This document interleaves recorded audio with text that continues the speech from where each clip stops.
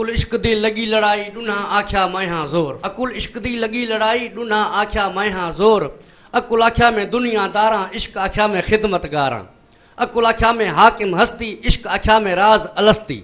अकुल आख्या में ॾियां ऊचियां माड़ियां। अकुल वारो माण्हू हमेशा बंगला ठाहींदो आहे। अकुल आख्या में ॾियां ऊचियां माड़ियां इश्क आख्या में ॾियां औखियां चाड़ियां। अकुल आख्या में पींदा खीरां इश्क आख्या में रोंदा नीरां। अकुल आख्या में गरहू चेला इश्क आख्या में थरदा मेला। अकुल आख्या में समझ सवाई इश्क आख्या में शाह भिटाई। अकुल आख्या में दारा सिकंदर इश्क आख्या में मस्त कलंदर।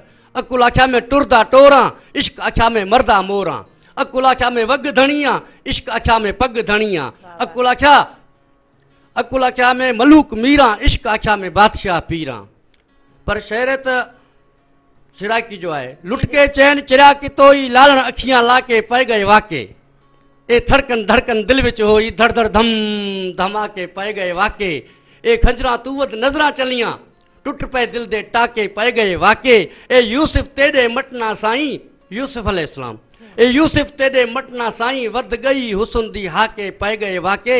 ए मन मिठल दा मोहा क्या तई कर गए आके वाके पै गए वाके। अदी शेर हाणे आऊं तो ॿुधायां पंहिंजो त कहिड़नि कहिड़नि माण्हुनि ते एतबार न कजे। सही सही ज़बरदस्त। शेर आहे त पहिरीं ॻाल्हि त दिल जे वाल ते माण्हू बेख्याल ते पराए माल ते एतबार न कजे। औरत बदचाल ते इंसान बेहाल ते ॿियो मूज़ीअ जे माल ते एतबार न कजे। पुलिस जे यारी ते सॻो भाउ हुजे त बि ख़तरो सम्झ। पुलिस जे यारी ते कहिड़ी बि सवारी ते रात कारी ते एतबार न कजे।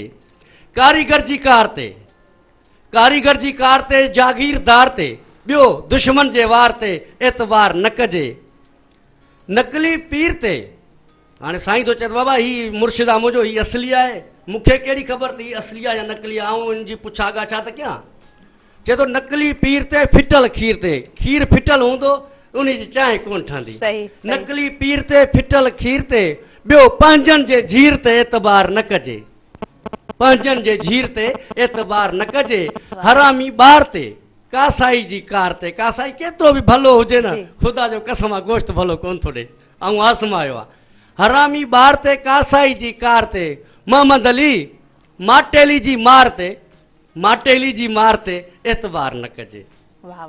शेर आहे त तूं सजण तूं सोणो तुंहिंजो छपर अखियूं शींहं। मारा कन मलूक चइजे माथर वसन मींहं।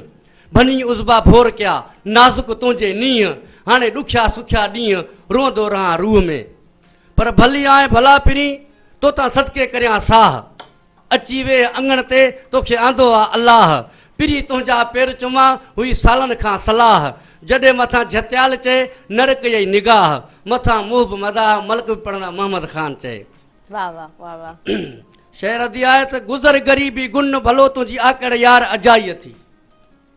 गुज़र ग़रीबी गुन भलो तुंहिंजी आकड़ यार अजाई थी। मोए खां पोइ मुंहिंजा मिठा पले न मिलंदी पाई थी। मिट्टी आहीं मिट्टी थींदे जानब इहा जाई थी।